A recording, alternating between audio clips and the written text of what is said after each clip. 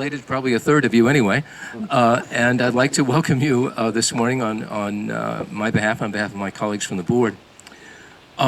This is our first program of the summer. We did have within our fiscal year one program already at the Christmas season. We'll have another one of those in several months, but my immediate thing to remind you of is that 2 weeks from today we'll be at the Culver Union Township Public Library for a presentation by Colonel Kelly Jordan, who's talking about Culver's exemplar, The Remarkable Life of Lee R. Gentilette. This is the subject of Colonel Jordan's hefty volume that will tell you more than you ever could have imagined could be known about Colonel Gentilette. And I think it's also probably lies behind the statue that has gone up of Colonel Gentilette on campus as well. So 2 weeks from today, Public Library, 10:30 Saturday morning, and come and hear Colonel Jordan talk about the book. Do you think he'll have copies available, Jeff? Definitely, we'll be selling copies, yeah. There you go. So you can buy a copy for yourselves. So today we're here to dedicate the Maxinkuckee Village historical marker that you can see down at the corner. I mean, you can't see it from here, but trust me, it's down there. This is a project that began in 2018, thanks to Jim. We had a Village of Maxinkuckee committee that consisted of Jim, Patricia Cole, Melba Githens, Linda Whitten, Agnes Bramfield, Lois Curtis, Gretchen Miller, Jeff, and the late Fred Karst. So I'd like to thank all of them for the work they put into getting this thing started. I should thank Julie Steck and the Maxinkuckee Country Club Board for permission to put the marker where it is. It's actually on Country Club property. There were a number of map consultations involved to make sure that it wasn't on county property or on state property, but it is in fact on private property there on the corner. And I'd like to thank Kurt Lucas, our stonemason, who made the surround for the sign and also is the man who puts in the bricks in Heritage Park downtown. So if you need stonemasoning done, consider it a recommendation. I'm going to make some, as we said, brief remarks about Maxinkuckee Village here in a minute, but Kurt Garner, who's one of the foremost historical preservation architects in the country, and I think probably has done more National Register buildings than anybody else that you're likely to meet, did a very thorough building by building survey of the area. We have physical copies of the fat book over there that are a record of that. And in 2019, he gave a talk on his results, which is available on our YouTube channel, on our website, and in a printed form, as I just said. So I would be remiss if I didn't thank Kurt for doing all the work he has to contribute to our understanding of the village. So I don't have champagne, and we're not right next to the rock anyway, but I thought breaking glass over would probably look a little tacky after we just got it all cleaned up. But imagine, if you will, that we have dedicated the monument, and please enjoy it when you have a chance to go down and look at it. And I'll say, not my usual 45 minutes plus homework, but I'll say a few words about the history of the village. One of the things, probably the first thing to think about, and the one we were just talking about, is that this is probably the only place in the county where European settlement took place exactly on the spot of an Indian reservation. There were 3 big reservations, Menominee's, as you know, up at Twin Lake, and then Neswagee's reservation here, and then Aubanabi just south of us going down into Fulton County. There were smaller ones like Benak over at what's now the Tippecanoe wildlife area. So far as I know, none of those became a settlement other than this one here. Some of those are a little hard to tell because the people Native Americans didn't particularly stay settled down in one place in quite the way that we would necessarily have thought of. But there was a character from Logansport named Moses H. Scott, and Moses Scott's business was being a carpenter, and he was a carpenter for the government. So he came up here and built buildings, European-style buildings, cabins, for the chiefs and some of the other citizens of this particular reservation. And the most prominent of those was Neswagee's cabin, which was right behind us there, where Bigley's orchard was that we remember. This is, again, one of these names that you see spelled 25,000 different ways. And the reasoning, as I've said before, is that Potawatomi itself, Potawatomi, is not a written language, still isn't a written language, technically. And the consonants in it work on a different system than the consonants in most European languages. So I'm not going to do this whole lecture over again, but think about the difference between spin and pin. Those two P's to us just sound like the letter P, But in Potawatomi, those are two different letters. So French and English trying to write down Potawatomi words got all sorts of crazy things. So this guy is the source of the boat Naswagi, but probably the closest, at least the interpretation that's currently on the Potawatomi website is Neswake. It's a pun in Potawatomi, which makes it all the more complicated. But Neswake ordinarily means a person who makes arrows. So when I was driving by here with the historical agent of the Potawatomi tribe, he pointed out that this was the home of the arrow maker, Neswake. But Neswake also means consular advisor, and it reflects the fact that he was the Europeans' favorite guy to listen to when they wanted to negotiate with the Potawatomi. There was an older a chief named Aksum, whom they had worked with, but Aksum had a habit, maybe like I do, of starting every conversation by going all the way back to when we lived at the mouth of the St. Lawrence River in the year 700, and tracing the entire conversation up to that moment, where Neswake was willing to get down to business. So he was the popular negotiator, and his name reflects those two things. In any case, he lived here. He had a cabin. We'll hear more about the cabin later. Very European style. He had a French chef. He had, which may have been his son-in-law, but in any case, he had a French chef. He had silver plates on the table. Very much a Europeanized way of life. He had a brother named Quashquo who had another cabin down towards the creek, Curtis Ditch, I guess it is now, at the bottom of the hill, or maybe on the top of the hill, but down in that neck of the woods as well. So their reservation was 3 square miles right through this area. The settlers come in 36 and 37. This is still an Indian reservation, right? The Indians don't leave here until 37. But in the meantime, the Indiana legislature makes a disastrous move that's going to affect all of our settlement here, and in fact probably affects anybody's abstract of title if you actually own property here.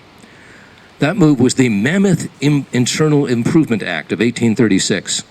And this was a compromise between the 3 areas of Indiana culture, I should hate to say it, but the hillbillies down in the south part of the state, the Germans who had come straight from Pennsylvania in the middle part of the state, and then us Yankees up here at the north part of the state, Yankees as they called them at the time. All these people wanted internal improvements. Nobody wanted the other guy to go first. So the state legislature decided in its infinite simplicity to have everything go at once. They'll build canals, they'll build railroads, they'll build roads, and they will borrow all the money for all the projects at once and hope that somehow they'll make the money back off the tolls on the road or the tolls on the canal, whatever. They were advised that maybe you should build one thing first and get the money from that one, but no, do everything at once. So by doing everything at once, they were in a precarious position. There was a worldwide panic in 1837, and the state went bankrupt, almost went bankrupt. And James F.D. Lanier of Madison saved the state's bacon twice by selling off things to our debtors in New York and London. And one of the things he sold off all the federal land that the state could get hold of, among other things. He sold off eventually the Wabash and Erie Canal. So in selling the Wabash and Erie Canal to reduce our state debt, he also sold off the land that the federal government had given the state, which the state was supposed to sell to pay for the canal. And this land was part of that. The federal government was selling off Indian reservations that it owned, and here was an Indian reservation they weren't doing anything with. They said, here, Indiana, you can have these 2.5 square miles, sell them off for your canal, which eventually became sell them off for your debtors. So many of you, if you live in this area and you look at the very beginning of your abstract of title, it will tell you that this was Wabash and Erie Canal land. And that's because of this failed attempt on the state's part to fund the canal itself. It doesn't mean that we had anything to do with the more famous Erie Canal in New York. That wasn't a connection. In any case, that land went up for sale in 1844, after all the finagling had been taken care of. And the first 2 lots that were sold are the ones we're sitting on. This lot was sold to a guy named John Hoham, you probably never heard of, but you've seen his handiwork, because if you drive to Plymouth, past the Plymouth Hospital and take a right, and there's that fancy Victorian house up on the corner, that was built by James Hoham or his partner, I'm not sure which, but he owned a brewery. So after he settled here, he moved to Plymouth, started a brewery. The brewery, whatever you have, caves or something is apparently involved in aging the beer, are still there. The vaults are still there. And the house was built, it fell into disrepute later, but in any case, the house was built on that corner. So that's our guy, James Houghton. But he bought this western half of the southwest quarter, as the surveyors would say, where we're sitting. The other side of the road was a guy named Tobe Earl. Both on September 26th of 1844, Tobe Earl buys those 80 acres, John Houghton buys these 80 acres, and that's the beginning of European settlement in the village. Tobe Earl, by buying those 80 acres, gets the cabin. And so what had been the Indian chief's cabin becomes Tobe Earl's cabin. He had apparently been squatting in it, to tell the truth, but in any case, it becomes Tobe Earl's cabin. There's some reference to John Houghton possibly living up there as well. So there's not exactly a village yet. There are people buying up property starting in 1844. I can provide, if you're that interested, I can provide you with a spreadsheet showing when each of the various bits of property was sold. In 1851, there are enough people that need to build a Methodist church, which is also going to serve as their little schoolhouse, and it's built up on Queen Road, so north of town, sort of across from the old Bigley House, but up that way. And in 1855, Abraham Bogardus says, I'm going to build a fancier place down this way, a little bit farther down, maybe even serve as a hotel, and builds the Allegheny House. It's not entirely clear whether Bogardus used it as a hotel, but certainly his son-in-law did, and we'll come back to his son-in-law in a minute. And then in 1856, you can see how this is beginning to build momentum. In 1856, Nathan Clifton, who owns property north of town, decides a graveyard would come in handy, and puts in the first graveyard just south of State Road 10, which becomes the center of Poplar Grove Cemetery. In 1858, they get a post office, and in 1860, Eli Parker, some people say 1856, but around that period, Eli Parker, who's come here with no money, borrows some, does a little work, and starts a farm and business up that way. And if you go along the street, you'll see a little bit of stone wall that's still there, left over from Eli Parker's day. So Parker gets in there, opens a store on the north side of 18B, and marries a lady named Catherine Spangler, which is going to come in handy because, as we're about to see, all these people are related to each other. There are only like 3 families in Maxinkuckee Village, and they just keep burying each other and building things. 1865, Pulaski Wickizer, which is a lovely name, Pulaski Wickizer, moves to the Queen Road Church up to his property, which is farther north, and converts it into a stable. Pulaski Wickizer ends up owning a whole bunch of this property, but it's because he marries Nathan Clifton's daughter. So again, all the same families, just with different names. Wickizer is responsible for the other 2 lots of Poplar Grove Cemetery. And in fact, if you go into Poplar Grove, you'll see there's a huge monument to Pulaski Wickizer, not surprisingly. In 1873, Daniel MacDonald and his friends move into a new phase of activity in the area, because on the Van Scoyoc farm, I've never pronounced that name right, but on the Van Scoyoc farm down this way, they build a little clubhouse. And this begins the idea of people building clubhouses along the lake as sort of joint cottages at the beginning of that sort of phase of our cottage life. I'm just skipping a little bit of this. They only stay there till 1878. Before they decide that they are going to move to the north edge of the lake and build what becomes the first hotel in the town area, not quite in Culver at that point, because it's a mile away from Culver, but up on the hills of what we would think of as the Indian trails.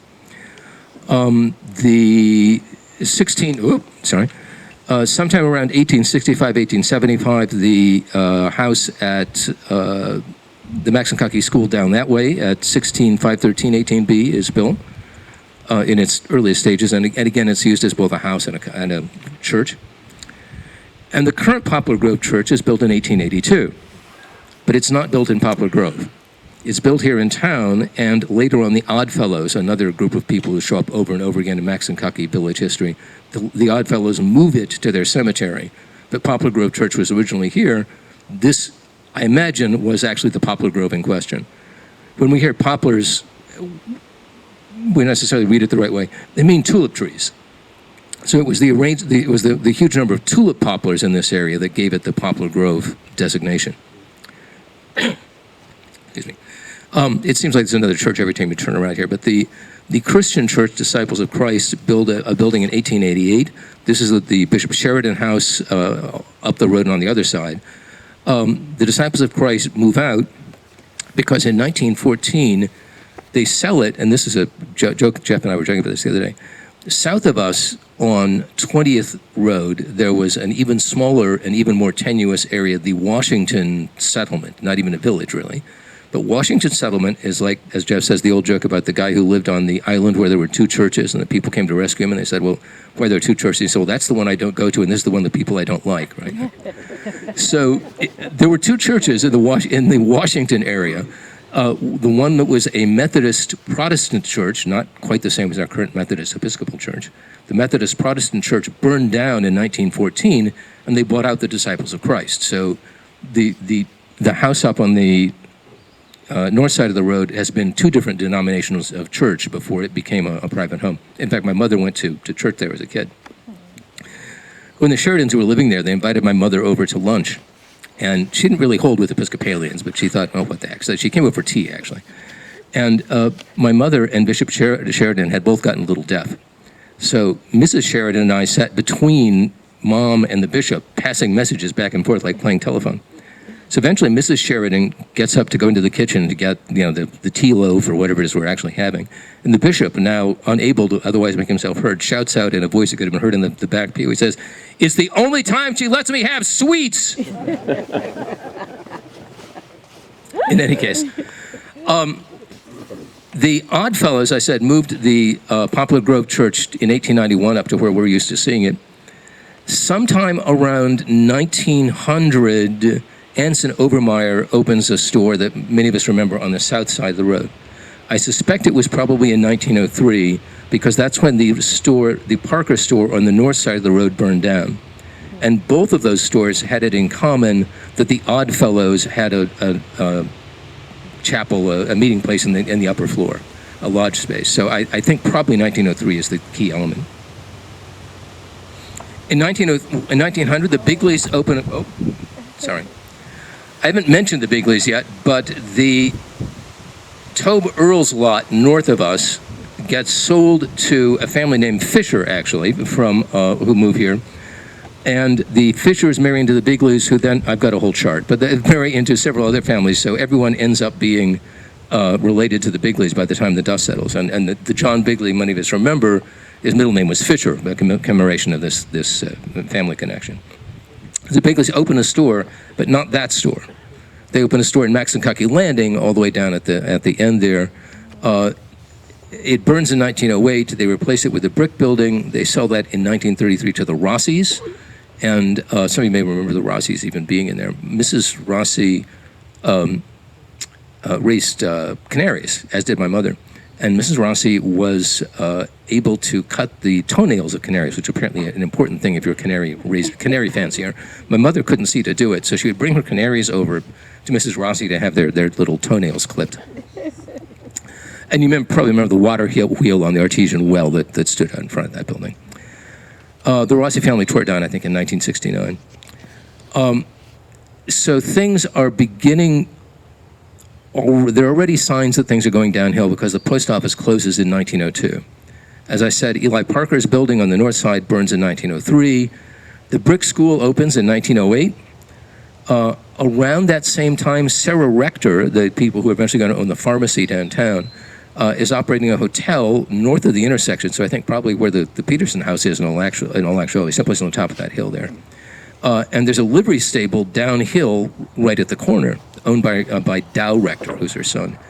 He adds a gas station in 1922, keeping up with the times, and then sometime around 1930, that becomes Vans, which is owned by Walter and Josephine Van Scoyac. And I think Walter is John Bigley's uncle, just to keep up the family tree of this, if you're paying attention. They sell. His wife is Josephine McFarland, I think it is. Anyway, she marries Roscoe Stevens in her second marriage, and so the Stevens is also committed to the connection. It's Van's Grocery, then it's Tibbetts, then it's Cecil's East Side Grocery until 1951.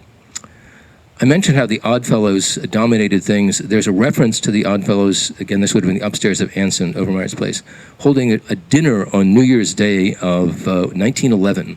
Amazing, according to Culver says, and they have dinner for 125 people with chicken and oysters, and the truly amazing thing is that the men prepared the dinner and did the dishes.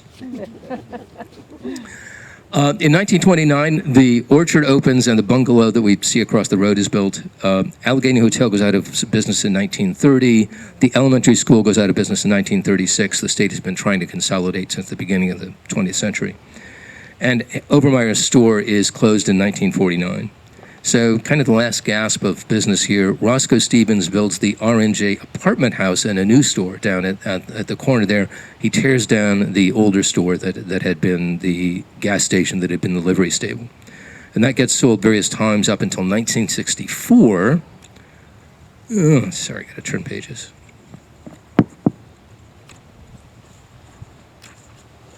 Up until 1964, when May and Norris Houghton buy it, and so since their names are May and Norris, they call it the Manor Market. The Manor Market famously survives a tree falling on it in 1970. I remember my parents getting us in the car to drive over and see where the tree fell on them. That was the big excitement in June of 1970. And then it burns in 1985. So, as I said, that's very much a quick tour of the whole operation. We have more detail there. There's a video you can see on our website. But basically, welcome to the summer. Glad to see you all here. Have a cookie and then walk down the road and see the new monument. Thank you all.